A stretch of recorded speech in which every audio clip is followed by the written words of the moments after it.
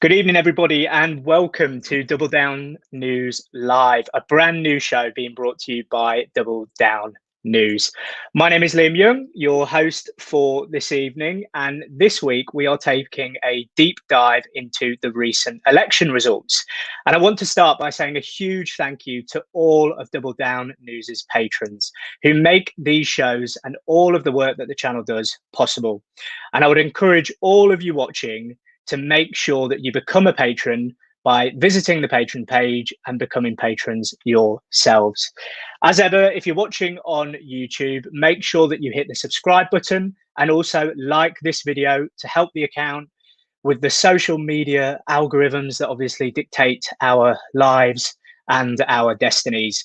And if you're watching on Facebook, please make sure to do the same, like the post and hit the share button. So without further delay, let's introduce tonight's guests. First up, we have got Rhiannon Spear, who is an SNP councillor from Glasgow. Hi, Rhiannon. Thank you very much for joining us. Thanks for having me. No problem at all. And we've got Amelia Womack, Deputy Leader of the Green Party. Hi, Amelia. Hi there. And I've just in the background been saying that he was going to be late, but here he is. Clive Lewis has joined us. Not late at all from another event. Thank you, Clive. Great to have you with us, Labour MP. How are you doing, Clive? Oh, sorry. Is that my cue? Yeah, I'm fine. Yeah. Thank you. Hello, everyone. Good. Sorry. Hiya. Thank you. Yeah. So one thing to note is we obviously have had a bit of a change to the initial lineup. Amelia has joined us instead of Jonathan. His broadband has packed in. Perhaps the Green Party will start talking about the broadband communism that we've heard a lot about recently because of that. But yeah, anyway, let's get on with it. A brief note about the way that the show is going to work tonight. We're going to start by taking some questions from our guests. Well, we're going to look to our guests individually about the results from last week and what they mean for the respective parties before turning to some of the questions that have been submitted by our patrons on the theme of the elections. Towards the end of the programme, we'll be looking at some of the comments to pick up on the topical questions and stories of the day. And I can see already coming in that we're getting a lot of people who want to ask the panel about the Tory government's announcement on voter ID. Also, it looks like here questions about the situation in Palestine and other issues coming in as well. So we will be returning to those towards the end of the show. But to return to the elections, we've got lots of results, lots of elections. We're going to take it one by one. So I'm going to have to apologise to you all, to some of you anyway, as we drop you out and go individually. But I'm going to come to Clive first, if I may. Clive, what can I say? I mean, I'm going to have to allow you, I think, to give a general overview of the sort of disastrous night, shall we say, for the Labour Party. What do you make of it? You know, look, we kept our deposit in Hartlepool. That's the good news. So, you know, look, there's a number of stages to this. The first stage is what Keir Starmer could have done with a traditional Labour, you know, we are the party of government under first past the post. We'll make gains in Scotland. We'll overturn a 100-strong majority, 80-strong majority of the Tories with a kind of massive swing, and we'll you know, trust us, we'll stop the Tories. Now under that strategy, which I think is full of a number of problems, but under that strategy, you need to kind of get off to a flying start with, you know, I think there was an opportunity. You know, I worked with the Green New Deal APPG. I'm the co-chair with Caroline Lucas, and we did something called the Reset Project, which was this massive piece of social anthropology and polling and discussions with focus groups to try and work out what people were thinking during the pandemic. And the vast majority of people, to make a difference of their class, their race, their sex, their income, were massively in support of, you know, more access to open spaces, you know, fairer pay, conditions, more time with family. It was basically a blueprint for a radical Green New Deal to build back better. And that cut across, you know, all classes and groups of people. And the Labour Party had an opportunity to turn that, use the 2017 and 2019 manifesto and surge forward with a program of radical change, which was going to kind of, material change to people's lives. Instead, it opted for standing in front of a flag with a pint. And, what did the Tories do? The Tories talked about levelling up, about building back better, about investing in communities, about a Green New Deal or a Green Industrial Revolution, as they're calling it. And surprise, surprise, they did substantially better. So what does it tell us? Well, look, it's complicated. But by and large, people respond to what they're being offered.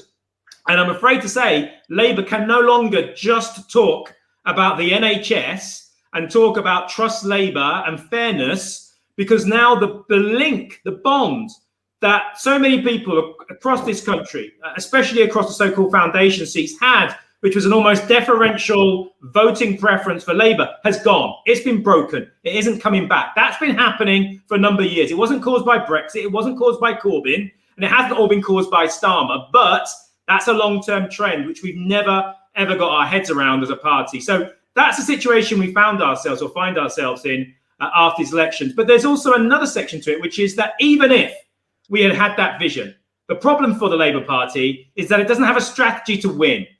Over the last century, we have won just 8 out of 26 general elections. We are the official opposition. We are hooked on the trappings of power, but actually we are a party who actually is more comfortable in opposition, because we look over in a two-party system, we look over at the other political parties and we think, well, actually we're better off being here with a shadow cabinet and access to the media, and we play the opposition. The reality is, where my party is trying to get back to is still to be losing 2.5 times more than the Tories over the last century. That, to me, I like to dream big, not small, and that isn't success. So there's two lots of problems that we've got. We've got no vision at the moment, and we've got no strategy for winning. If we want to win, we're going to have to embrace PR. That's the first thing. Now, I didn't come into politics to change political systems. I'm going to shut up in a minute because I'm not sure about how much time I've got. But I didn't come into politics to change voting systems. But I understand, given under first past the post, given the fragmentation and balkanisation of the UK, with Scotland now heading off over there, one Scottish MP for Labour, what's happening in Wales? The reality is Labour is going to struggle with this new reality, this new political reality, to get over the line under first past the post. So PR is a staging ground for a different type of politics. To do that, if we have that, then we can also start thinking and talking to other political parties and talking about a radical democratic change in this country.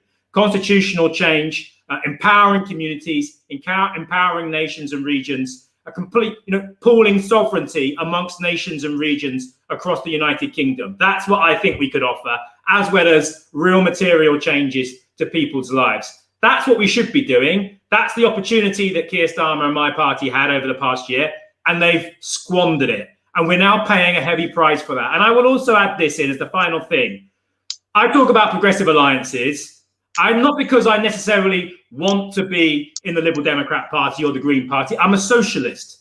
But actually, we have to look at the balance of forces arrayed against us, the political voting system and the political reality of where the United Kingdom is now. And then we have to formulate a strategy accordingly.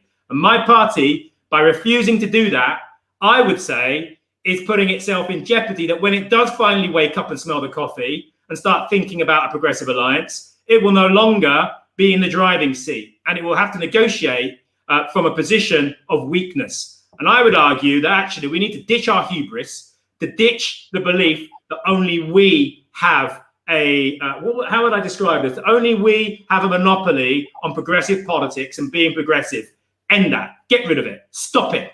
And actually being thinking smart and strategic about how we're going to stop our main class enemy, and that is the Tory party. Some people say to me, oh, the Liberal Democrats get into bed with the Tories. Yes, they do. I've had 3 Greens here in Norfolk over the last 10 years defect to the Tories. I know all of that, but they turn around to me and say, well, you know what? Next time, maybe you won't want to go into a war, a war of imperialism with Iraq and cost the lives of 1 million people. Where do we end this? Where do we stop picking at each other? So let's just be pragmatic. Let's work out how we stop the Tories. Let's have a vision for a better country with a Green New Deal, radical democracy, and take it forward. And I think if we did that, the Labour Party and the other progressive parties in this country could stop the Tories and change this country for good. Thanks, Clive. I mean, we are going to come back. We've got a lot of questions from patrons on this point about a progressive alliance and so on, some of the points you've raised there. I mean, we are getting a lot of questions, though, obviously, about some of the internal Labour stuff. So I am going to have to show you something quickly to get your opinion on it. This is a short clip from Keir Starmer's interview over the weekend that I just want to play to you quickly. This is not a question of left or right. It's a question of whether we're facing the country. We have changed as a party, but we've not made a strong enough case to the country. We've lost that connection, that trust, and I intend to rebuild that and do whatever is necessary to rebuild that trust. But what does change mean in, say, policy terms? It means stopping as a party, quarrelling amongst ourselves, looking internally and facing the country and setting out that bold vision for a better Britain and changing the things that need changing. What is that vision? That is the change that I will bring about. Clive, the interviewers exasperated. It seems that the country's exasperated. I mean, the question on everybody's lips is, I mean, Keir Starmer kind of sold a vision, if you like, at one point to the Labour Party membership about the sort of leader he was going to be. He doesn't seem to be that leader today, does he? No, and I think this is part of the problem when you kind of feel that when you have a beauty contest where it's not about what's up. It's not. I mean, obviously, look, Keir came out with 10 pledges, many of them from the 2019 manifesto. They've been ditched. And if you want to talk about, unifying as a party, don't declare war on the left of the party, which is pretty much what has happened from the day that he came into power, in terms of the sackings, in terms of the expulsion of Jeremy Corbyn and so on and so forth. Don't go down that route. And, look, he could have taken a leaf out of the Biden playbook and actually had a party of all the talents, had a policy commission which was going to look from across the party democratically the kind of policies we could have that were not just popular with the membership, but they're popular with the public. The 2019 manifesto, there's lots in there, and the 2017 manifesto that was popular. So, they wanted to throw the baby out with the bathwater, and the kind of equation was not being Jeremy Corbyn plus being, electable, so Keir Starmer, and that Boris Johnson would implode. That was that was the strategy. That had been the strategy to date. And quite clearly, it has failed. The red wall strategy, which means throwing under the bus your voters that you take for granted, throwing out a lot of the successful policies of the last 5 years, where you have seen an explosion of left thinking and creative thinking and policy thinking across Labour think tanks and individuals, and thrown all that out in favour of what was a beauty contest with no vision. And we've paid a price for that. So I look with interest now at the kind of strategy that the party will take going forward.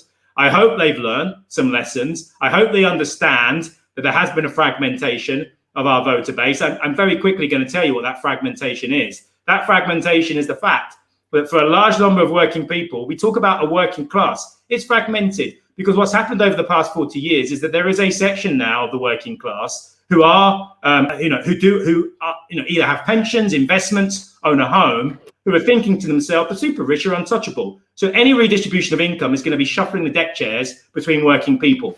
I want to hold on to what I've got. And therefore, the people who can best guarantee that I can hold on to what I've got is the Tory party. That's problematic for a party that considers itself the party of the working class. That is problematic, and we have to think of a way around it. Now, they're not uniform. They are not homogenous. There are people who will come back to Labour with the right vision, the right message, but we also have to understand that we're going to have to work under the first past the post system and work with other political parties who share some of our ambitions to be able to get over the line with what we're facing with the Tories. They are going to have voter suppression. They are going to have a changing of the boundaries. They are going to do everything they can to make it as difficult as possible for non-Tory voters, people disproportionately likely not to vote Tory, to come out and vote. They're going to do this. Is a neo-illiberal party. It's spending this crony Keynesianism money, but it is going to have hard right, authoritarian cultural policies and policies which are anti-democratic. We've got to wake up to that, and simply bleating on about the same old Tories isn't going to cut it. Thanks, Clive. And if you stay with us, we are going to return to some of those questions once we've spoken to Amelia and Rhiannon about the situations with their respective parties as well. Amelia, if I can come to you now, I mean, a completely different night in many ways for the Greens. Some massive gains for the party. We've seen the party taking seats from Labour across the country. Your leader, Jonathan, celebrating in Bristol over the weekend, taking a seat from Labour on the London Assembly. Sian Berry, the co-leader, doing very well in the mayoral election. There is every reason to believe, as has been spoken about over the weekend, that the Green Party is becoming the third party in Britain. I mean, what have you made of the results?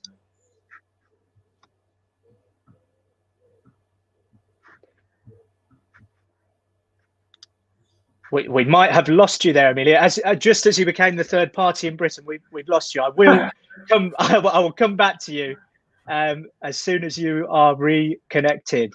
Rhiannon, if I can turn to you, a similarly good night for the SNP in Scotland. Thanks again for joining us.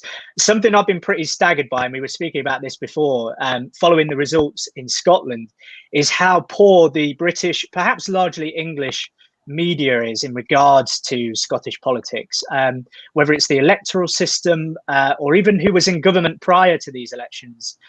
Obviously, the SNP fell short of a majority of its own by one vote, but does it really matter? No, not at all. And kind of following on from what Clive was saying about voting mechanisms, welcome to the land of proportional representation, where the SNP can deliver 62 out of 64 constituency MSPs, which is just, I don't know if any other party in the country and in Britain can understand what success like that feels like right now.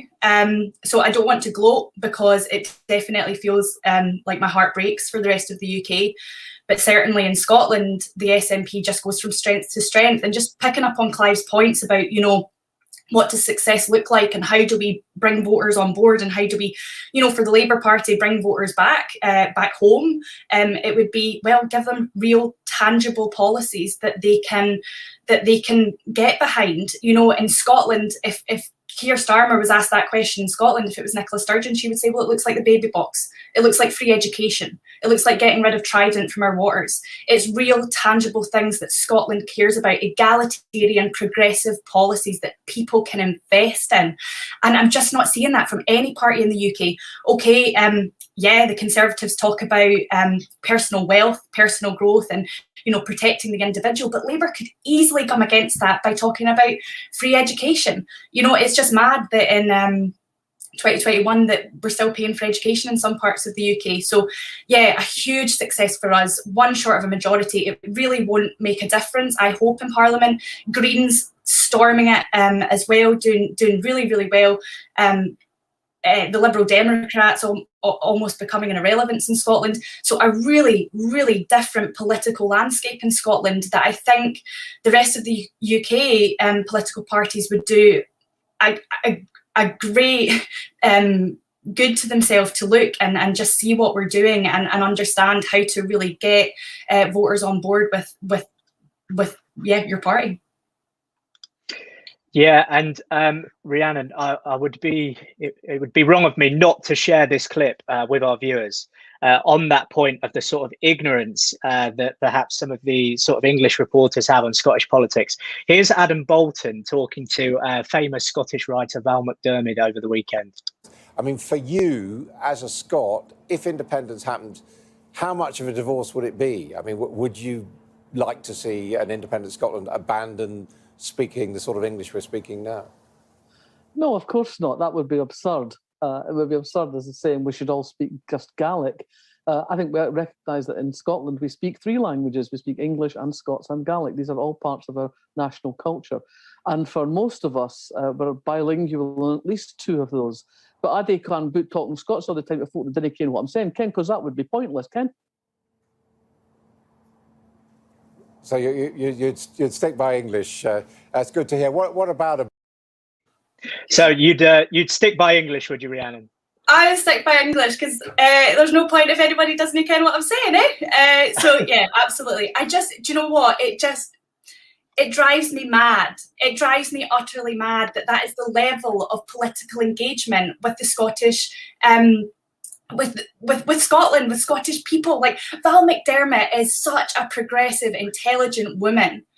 Of all the questions you could ask her, you know, oh, do you think you're just going to all speak Gaelic from now on? Do you think you're all just going to speak Scots? What a stupid question, and just completely out of touch. And I think that's a huge problem that I see throughout the UK, and right now massively in the left. I really want us to come together. I think what Clive's talking about, an alliance, I hear what you're saying, and what you're saying about not having a monopoly over progressive policies. Oh my goodness, yes. We should all be sharing in the prosperity of our communities, and no one should have a monopoly over that. And in Scotland, we are doing that right. You know, I could see in the chat earlier, people are saying, you know, the SNP are establishment. Of course, we're going to get accusations of that after 14 years in government. Absolutely, I think we would love to go to run candidates down there too and spread the success. But yeah, you know, we're going to get accusations of being establishment after 14 years in government. But the fact that we can still win elections after 14 years, the fact that we are still pushing the envelope, you know, free dental care will radically improve the lives of people who can't afford dental care at the moment. That's a commitment that we are bringing out in 2021. We're constantly pushing these progressive, egalitarian policies that will radically improve the lives of people of Scotland. And it's a blueprint for success in the rest of the UK. Come on, Labour. Come on. Thank you very much, Rhiannon. And Amelia, it's good to have you back. Thank you. Can you hear us yet? We've got you back. I think you're muted. Wouldn't be 2021 if someone didn't mute. It really wouldn't, no. Thank you very much for joining us again. So, yeah, as I was saying before, a really brilliant night for the Greens in contrast to Labour's fortunes on the night. We've seen the party taking seats across the country. Jonathan was celebrating in Bristol over the weekend, taking seats from Labour on the Assembly. Sian Berry doing very well in the mayoral election. There's every reason to believe that the Greens are becoming the third party in Britain. What have you made of the results? It's been a really exciting week for the Greens, and I think it comes back down to that point of a vision. And people aren't just using their traditional votes. We've seen people from all political parties voting Green. We've got 5 new Green councillors in Burnley that was considered an iconic red wall area. And we are seeing that when Greens get elected, they work hard in their communities. We don't take votes for granted, and we ensure that we're putting forward that clear vision about what the future of our communities, what the future of our country, and what the future of the world can really look like. We're very clear about what our policies are. It's not like we flip-flop on positions. We've been talking about the same issues for many decades, but what we're seeing as a result of COVID is people embracing big ideas. I've had so many more positive conversations about a universal basic income than the last year than I have in such a long time. And a universal basic income in the heart of a Green New Deal, making sure that we're talking about safe communities, warm homes, green jobs, sustainable transport options that are the cheapest and easiest transport options to use. I think that it's these visions that are capturing people's imagination. We're not looking to the past for ideas. We're building something better, and we are proving when we are elected that we can deliver on those promises. One thing that I've experienced is people saying when Greens get elected, when Greens are campaigning, instead of looking like they've got a list of promises, it looks like they've got a to-do list, and that when the Greens get elected, they do take action. Much of that work is so inspiring, like Carla Denyer in Bristol Council, who has just been re-elected. We're actually, we've got the same number of seats in Bristol as the Labour Party does now, and it's a constituency where if that result happened in the general election, we could win that seat. But she put forward the first climate emergency on a council in Europe, and that spread to Parliament, to the Welsh Parliament, to making sure that we were putting forward that bold vision of the kind of action that we need to take to ensure that we're tackling some of the big issues of our time. But addressing inequality is at the heart of that as well. I mean, you can talk about fairness and ensuring that we're talking about how we have a more just society. And by tackling many of those issues in our communities, Greens are proving time and time again that we're not just the party of the environment. We are the party of social justice. We are the party that will stand up and speak out. And that's, I mean, Caroline Lucas's work of holding both the government and the opposition to account. It's a vital role to play. Scrutiny is so important. And the Greens in Scotland, for example, and the work that they did exposing the exam results scandal, not because it was political, but because it was right, and how making sure that that scrutiny was there so that the dreams of a generation weren't lost. I mean, we're talking about a big sweeping change, and we have been growing as a party. As you said, we've been beating the Lib Dems. Even here in Wales, on the list vote, we had more votes than the Welsh Liberal Democrats. Although frustratingly, the way that the distribution works, they won 1 seat and we didn't win any. But it just shows also the power of a proportional system. Let's not forget that here in Wales, Labour are in government. Yet I'd say that unlike lots of the Greens that we see represented, there is still that trust issue of will Labour still deliver? Labour have been in power here for for over 20 years. And many people are starting to feel that if they were committed to the vision putting forward, then many of these issues would be addressed. 1 in 3 children wouldn't be living in poverty. The climate emergency would have been addressed within the timeframes that they've been elected. And I think that the role of scrutiny from different parties is really vital and important to ensure that we have stronger policy and policy that creates a politics fit for the 21st century, essentially. So yeah, Greens elected on councils just time and time again, proving the difference a Green makes, transforming communities and working so hard. Like I said, we're not getting in just because people always vote for us. No one feels like they're entitled to be voted in. People are working hard, making a difference. And that's what politics should be about. And obviously, Amelia, if people are looking with an eye to the polls in Germany, where the Greens are doing incredibly well, I mean, are you sort of thinking about the next general election here in the UK and the way that, you know, you might sort of start to take seats in Westminster and really challenge, you know, Labour in particular for seats at Parliament? Oh, absolutely. And as I said, with that result in Bristol West, if that result translates to the general election, we would win Bristol West. The same with Sheffield Central. We're proving that we can beat first past the post. And obviously, as a party, we will always support proportional representation and a progressive form of democracy that ensures that people's votes count and people's voices are heard. But we are proving that we can beat this broken system, and that's transformational for us, because what happens quite often with Greens, and you know, I saw it in Bristol West in 2015 when we were just, you know, a few % off winning our second seat, is that people think we can't win and therefore don't vote for us. People like to back the winning horse, and unfortunately that's true of politics. But what people are now realizing that they don't need to back the least bad option. They can back the Greens. We can get elected. Of course, we want that proportional system in the future, but we are winning despite the broken system that we're working within. Thank you very much. And on that, I mean, thank you very much to all of you for your contributions there on reflections, important reflections on the election results. We're now going to make it a little bit more interactive, hopefully, and have you all sort of bouncing off each other on some of the questions that our patrons have submitted. I should remind everybody, if you are watching, make sure you visit Double Down News patron page, subscribe, become a patron, and make sure you support the important work that Double Down News does. We have discussed in some ways a progressive alliance. Hopefully we'll have enough time to come back to that. But something I'd like to touch on is a question from James, who asks, with the overwhelming influence that the mainstream press has in the UK, is there any hope for left-wing social democratic politics in the future?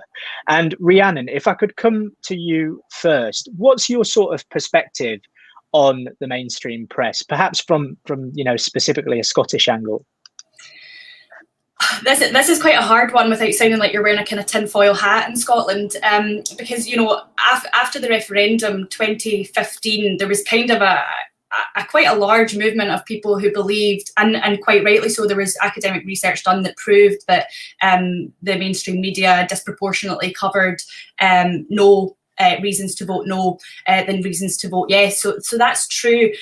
We are dealing with a biased media. We are dealing with a media that props up a corrupt Tory government that doesn't give it enough scrutiny.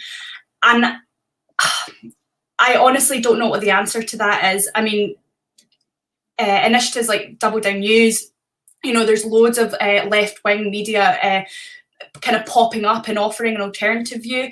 I don't necessarily think that feeds into the mainstream. I think you're definitely preaching to the choir. And I think one thing, you know, that we need to do in politics is reach out and just talk to communities, be in communities and working, showing them that there's an alternative way. You know, we can theorise and talk till the cows come home about what we need to do to make Britain better, or to make Scotland independent. But unless we are in communities talking to people about an alternative, you know, we're always going to lose. There's always going to be a bias somewhere in the media, especially when you're talking about progress and progressive values. There'll always be a bias against that, I think, certainly, and I've seen that. So yeah, my biggest kind of ask to any left supporter watching is, you know, we need to get into communities and start speaking to people about progressive values and our vision for a better country. Thank you, Rhiannon. And Clive, if I can come to you.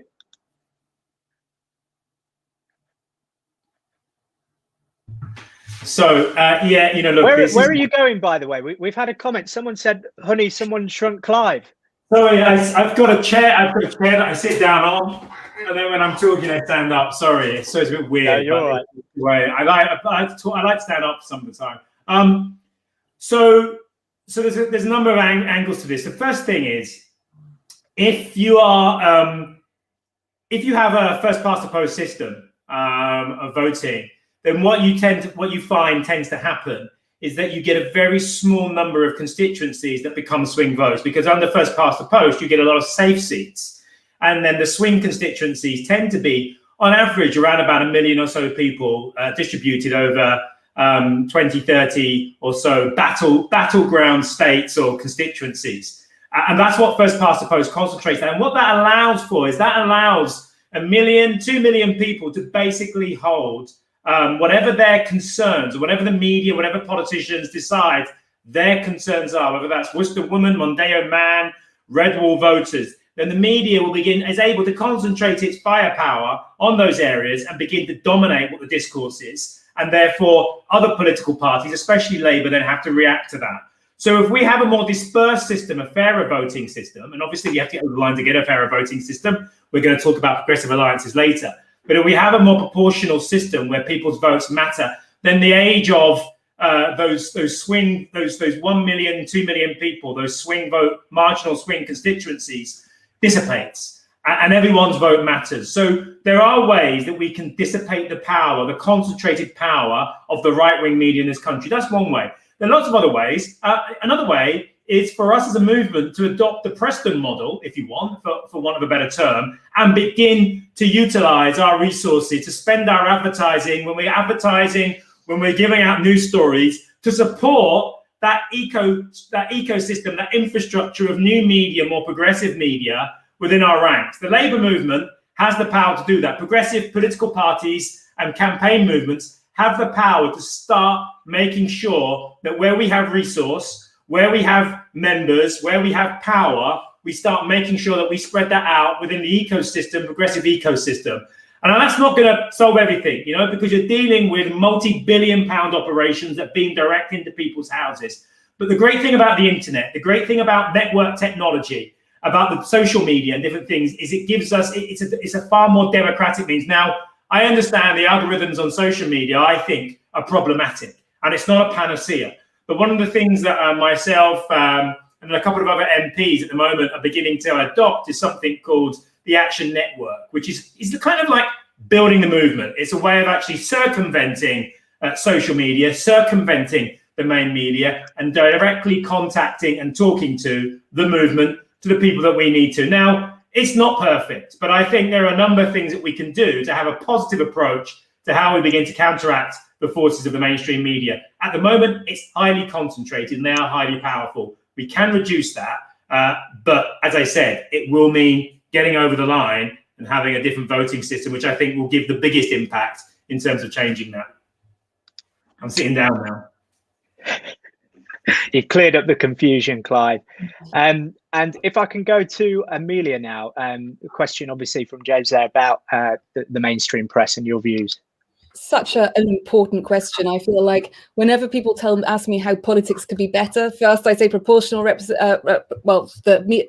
having reform of the voting system, and the second is media reform and ensuring that we are robustly talking about politics. And I think that here in Wales, it's really clear about the impact of the press and media. Just 5% of people in Wales read Welsh press, and compare that to Scotland, where there's a far stronger Scottish press. I feel like when we're talking about issues like Welsh independence or even Brexit, it means that those issues that are important to Welsh people just simply aren't being heard.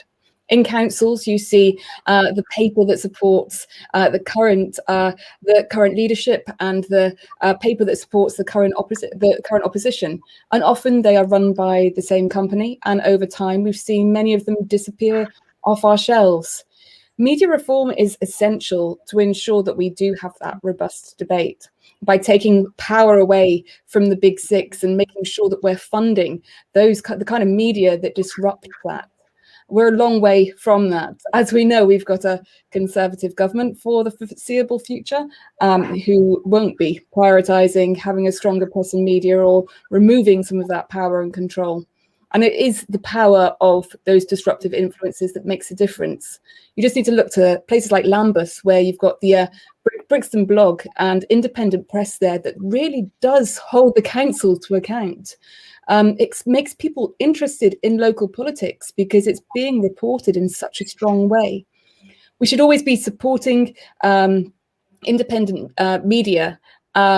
Many different outlets have crowdfunders, ways to donate, and making sure that you're lending that support is vital and important. And it can be as simple as a share. I mean, I'd also support the point of the way that we disrupt this is by using our own power and our own voices. We always need to remember the power of us all working together and challenging the status quo. I can't begin to tell you how many doors I've knocked on in the limited time that we were allowed in this election, and people tell me that they like the Prime Minister. We've got a very long way to go to ensure that we are properly challenging what's been happening in the press and media. That was in Wales, where people like the Prime Minister as well, so it's even more soul destroying. And I think it is important to have those conversations, to be challenging the status quo, because we can't just let it slide. Many of the issues that have happened, in Hartlepool, where someone said that how many new food banks there were and what a success that was of the Conservative government. It's down to us to join those dots between what's been happening, the impact on our communities, and holding the Conservative government to account while supporting independent press and media to disrupt those big monopolies. Brilliant. Thank you all very much. To move on to quite a big question here, it'd be great to sort of like get, I mean, we're already running out of time. We've got about 20 minutes left. We're going to try to do some quick fire questions before we get to the topical points. So, sort of some quick answers from you. I know it's always hard, always happens in these events. But I think this is a really important question that's been asked by Emmy, which is, how can you work together to make non-voters feel more empowered and be politically engaged?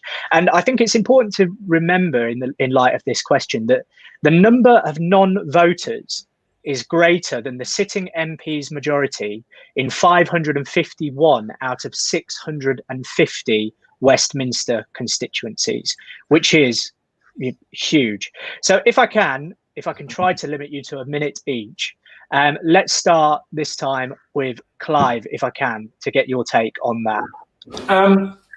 I think it's about making, one of the things we saw in a referendum here in Norwich was we saw people who hadn't voted for maybe 20 or so years coming out and voting for the referendum. And it was a simple reason for that. They actually felt their vote would count in that referendum. And whatever I think of the planning and the application of that referendum is besides the point. The reality is there are lots of people who are disinterested in politics who felt that coming out and voting in that referendum would make a difference. And I think that tells you something about having a political system where we have one of the most highly centralized, distant political systems in the Western world, where power is hoarded in the center in terms of our public services, in terms of our rights at work. I mean, literally, when you go to work, you enter into you enter into a dictatorship of capital where you have so few rights, if any at all. So I think one of the ways that you can make sure that people feel they are empowered isn't just by having a voting system where people's vote actually matters, but it's also giving people and local communities real power, whether that means actually cooperative car clubs, whether that means having kind of cooperative energy systems, about having more localized power structures where people have more say over their lives. You know, if you look what's happening in Scotland, for example, you know, some people want to portray the SNP as nasty nationalists running around in kilts wanting to kill all the English. Nothing could be further from the truth. I'm sure there's a few, but the vast majority of Scottish people who are beginning to support Scottish independence, whatever I think of that, are demanding more control, more power, more say of their lives, rather than the kind of post-imperial doling out of power from a highly centralized Westminster. So if you want to engage people in politics, then give them power, give them accountability, give them transparency, because then they will see that actually engaging in politics locally and nationally makes a difference to their lives. Too many people feel that basically when they vote, when they engage, it doesn't change anything. And I think we have to change that. And if we could do that, then we'll get that engagement and we'll get people participating. It won't be perfect, but it'll be better than it is now. Great, thanks, Clive. And Amelia, if I can come to you. I think that there's a long, medium and short-term issues here. And so looking at the long-term and voter engagement, I think votes at 16 is so important.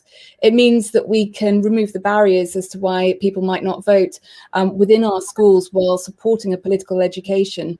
I meet lots of young people who say that they don't know how to register to vote because their parents don't vote. So there's just no kind of connection to what they need to do. And if this was done in schools, then it would mean that we could start talking about how we ensure that people are registered, what that means to them, and that they can have a say. For me, the way that I thought about politics changed when I was in university in like 2003 and 2004. And effectively, there was that website that was They Work For You. And it changed my perception of politics, of these people making decisions that aren't, that they're making because they know more than me for some reason, to actually, I have a say. Those people do need to work for me. And I think that that's how, well, when I've worked with Green councillors, it's been always really interesting how people in communities have connected with them, with people saying, oh, I didn't normally vote, but when I spoke to, Councillor Green, he sorted out this issue that I had with my prescription, and it was sorted within a week. And it's how we ensure that people realise what politics is meant to be about, and it is meant to be about representatives working in their interests. Again, a proportional system, I think, would really change how people see politics, because I feel that many people don't feel like they've got an influence over any influence within politics. And kind of backing up with what Clive says, I mean, I'm in Newport West. It's been a Labour stronghold for almost my entire lifetime, and it's been, you know, it's not been valued, it's not been invested in, and people just feel like politics isn't working for them, quite rightly, because it's not. They're not in a marginal, people aren't fighting over them, and it really isn't working for them. And so we do need to be empowering people, making sure that we connect with voters, but let's think about those long-term solutions for the next generation as well. Just realised that you said in under a minute, and that wasn't. Sorry. No, you're absolutely fine. Thank you, Amelia. And Rhiannon, if I can come to you on the same point. No problem. I'll keep it really short because I think we've nailed it with Amelia and Clive. It's giving people something to vote about, which I've said before. You need to really allow people to have something tangible that can improve their lives. If we've seen success with that in Scotland.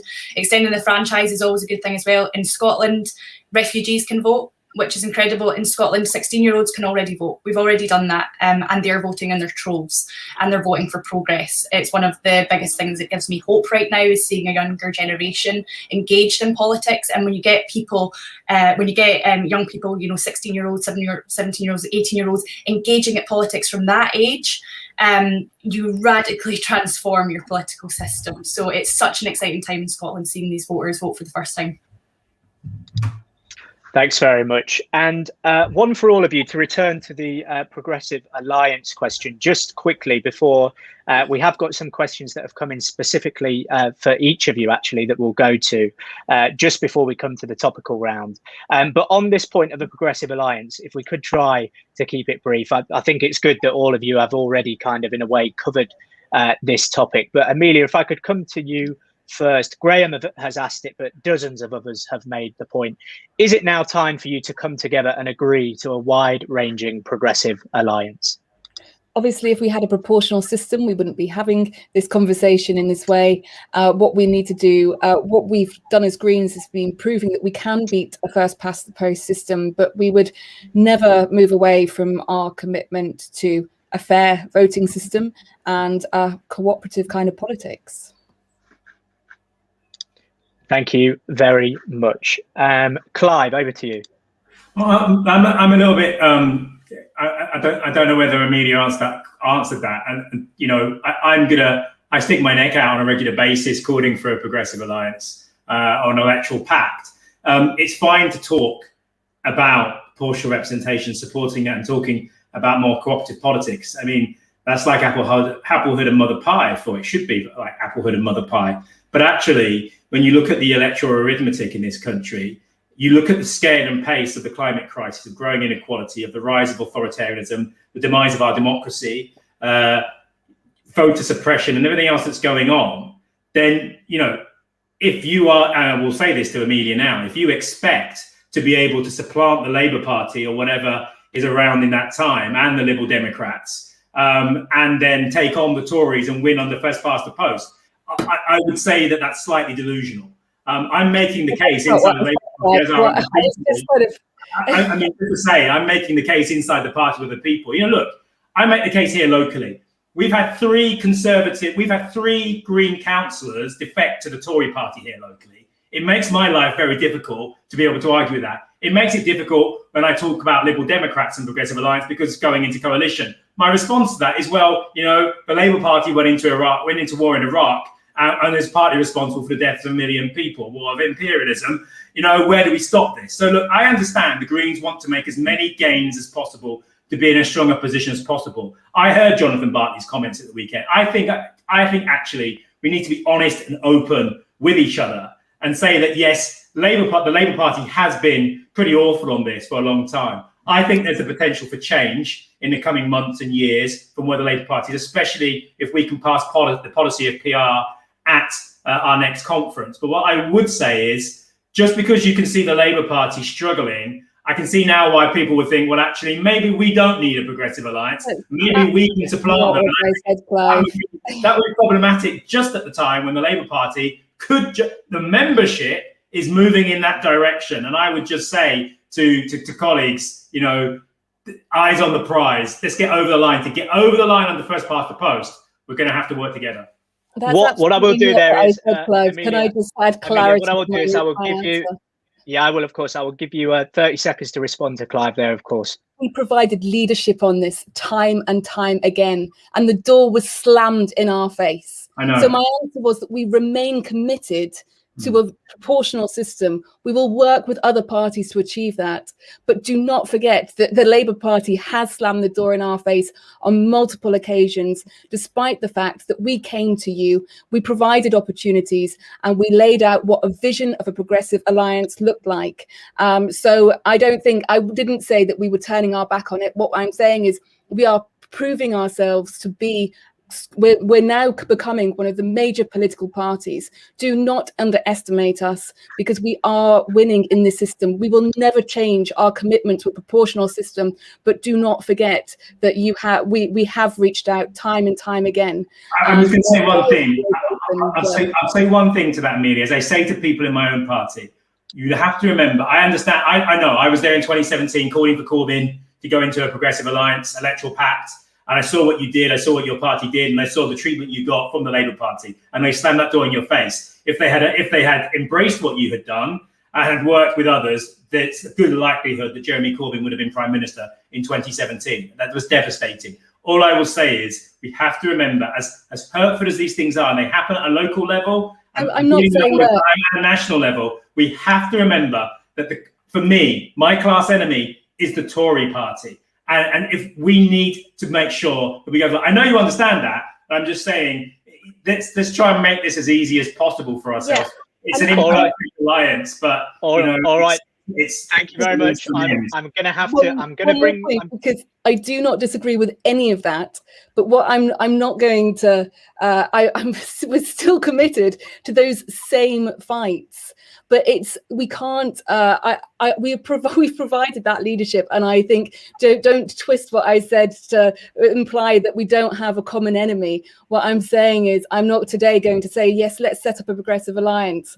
It needs to be a longer conversation. It needs to respect us as a party, because we haven't been given that respect in the past. And I hope that the wins that we've had this week prove that we're that credible force that we weren't given the appreciation for in the past. Let's bring in Rhiannon. I mean, you're giving Boris a gift, an absolute gift to Boris. They're arguing amongst yourselves. I just think this is the problem with the left at the minute. We're too busy fighting with ourselves while Boris Johnson is like consolidating power, turning Britain into an authoritarian state. It's like, guys, who gives a shit if some Greens left for the Tories? Like, leave them, fuck them, move on. Like, we have so much work to do in making the case for progressive policies, and this kind of squabbling between ourselves, shit, I'm out, don't care, bye. Nice and succinct as well. Points from the chair. Okay, we have got to move on to the topical points, because we have got we've got lots of comments coming in, both about the situation in Palestine and about the questions around voter ID. So I am going to come to you all individually just before we wrap up. The scenes that we've seen, obviously, over the past few days from East Jerusalem have shocked many people from across the globe. I know that all of your respective parties have issued statements on the violence, but if I can come to you all individually, it'd be great to get your own perspectives for our viewers, many of whom have poured in questions beforehand, but are actually asking questions now as the show has gone out live, and to also ask, sort of as politicians, as elected politicians, what really can you do to sort of show solidarity and to sort of expose what is happening right now? Clive, if I can come to you first. I think it's really there I am. I think it's really basic at the moment. I think it's stand up and be counted, speak out publicly as anyone involved in politics, including the public, but especially if you're an elected official, an elected politician, stand up and be counted, speak out and call out what's happening. And I'm afraid, look, I've put stuff out on social media. I've had stuff, people saying, look, Hamas are firing rockets into, and it's like, look, let's start talking not about the symptoms. Let's talk about the illness that is causing this. And that ultimately, when you look at the power imbalance between Hamas and the Palestinian Authority and the state of Israel, I'm afraid to say, and you look at what has been happening under the occupation, the eviction of people from their homes, literally coming in with settlers, just ripping it from them. When you look at what's been happening in Israel to Arab Israelis and what's been happening inside Israel there, what's happening on a daily basis, it is unjust, it is unconscionable, and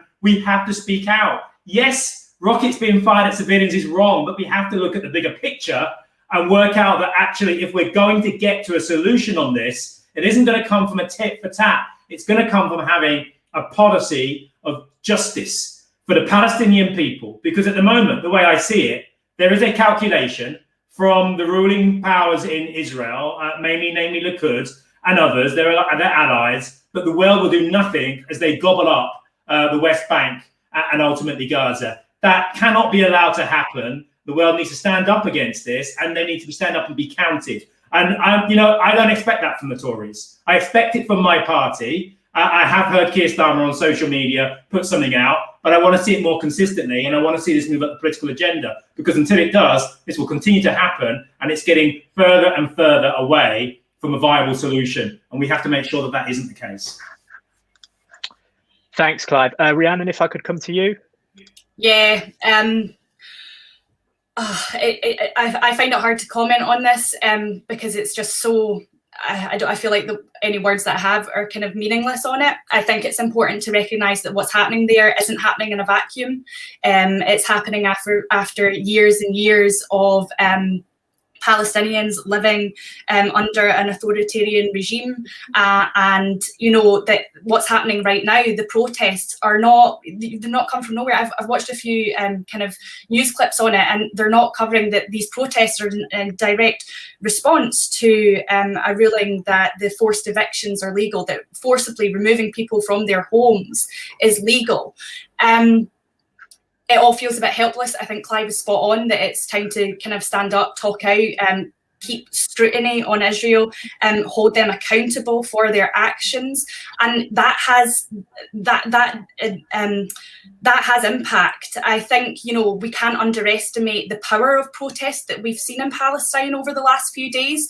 Israel, although things are intensifying, have kind of step back plans. The protest that the kind of nationalist protest that Israel was meant to put on was kind of a lot smaller than it was meant to be. So the protests are having impact, but I think it's so important that we stand in solidarity with our Palestinian brothers and sisters. We demand justice for them, exactly like Clive says, but also to understand that none of this happens in a vacuum, and that is in a direct response to Israel's aggression for years now.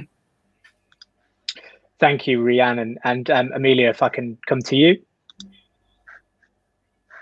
You're on mute, sorry. Rhiannon, that completely mirrors how I feel. That was that sense of looking at it in the vacuum right now, but we do need to take action. It's Dominic Raab that needs to join us in condemning the actions of the Israeli police. So please do use your power to speak out, to lobby. It's such a soul-destroying issue that has been such a long-term problem, and completely agree with the other speakers. Thank you, Amelia, and thank you all. The other one that we have had people commenting on live tonight is obviously on the government's announcement today on voter ID requirements. So if I could just get a very quick comment from all of you before we close up tonight's session. Rhiannon, if I could come back to you quickly, just on your thoughts about what has been announced today by Boris Johnson. I think it's Boris Johnson trying to bolster his vote and ensure that they stay in power for as long as possible. It is out and out voter suppression. And also, this isn't the only thing that's happened today. It's voter ID. It's making it harder to protest, making it harder to challenge the government in court. We are seeing the implementation of an authoritarian state in this speech today. And we need some proper opposition from Labour on this. Where are you? Come on, let's go, Clive. Clive, I'll come to you on that note. Yeah, I mean, look, I agree 100%, Rhiannon. I want to see my party oppose this. I want to see it oppose the police bill. I want to see it oppose voter suppression. And look, we call it voter suppression. Don't take our word for it. Listen to the Southern Poverty Law Center. Listen to civil rights movements in the US and organizations. They have already publicly called these proposals from the government voter suppression straight out of the playbook of the Republican hard right and what they've been doing across the US for decades now, since Jim Crow. So I think if you want to understand what this is about, I'm glad we're calling it the voter suppression bill, just as we called the so-called spare room bedroom subsidy, whatever it was called, and ended up calling it a bedroom tax. Let's call that what it is. Let's frame the debate. Let's call this voter suppression, and let's articulate that as part of this attack on our democracy from an authoritarian government and part of the wider crisis of democracy. And I think that's something where Labour can make great strides on, as can all other political parties who believe in democracy, who believe in accountability, and who believe in a transparent political system. This government doesn't, and it's trying to have a one-party state. We have to stand up against that. And Amelia, if I can come to you finally for your views on this announcement today. Yeah, absolutely agree with what the other speakers say. Voter suppression, I mean, it's a solution without a problem. Voter fraud isn't a big issue in the UK, and if we want to create a stronger kind of democracy, then we put in place those issues we talked about earlier. We put in place voting reform, we put in place media reform, and at a time when less than 70% of people vote in general elections. In other elections, it's even less than that. What the government should be focusing on is removing the barriers as to why people don't vote, making sure that people feel like they are empowered to vote, and not creating more barriers, more problems. And I just think it's, like I said, a solution without a problem. And I hope that it's called out in that way. Thank you very much. Well, I just want to say an absolutely massive thank you to all three of you for joining us tonight. Rhiannon, Clive and Amelia. It's been absolutely brilliant to have us with you, with us, I should say. Thank you for dedicating an hour of your night tonight. To all of you watching, if you haven't joined as a patron via Double Down News Patreon, please do visit via the links that you'll see on YouTube or Facebook. Support the work of this brilliant organisation in continuing to host both these shows, but also in producing the brilliant content that's put out all across social media. We really appreciate all of your support. Thank you once again to our guests. And tune out, keep an eye out for all of the work that we're doing ahead in the future. Take care, everybody.